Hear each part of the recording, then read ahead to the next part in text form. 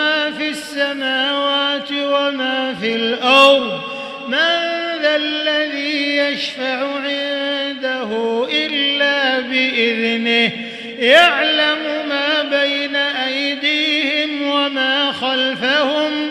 ولا يحيطون بشيء من علمه إلا بما شاء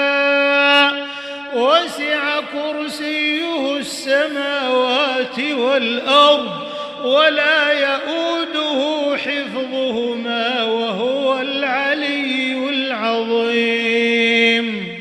لا إكراه في الدين قد تبين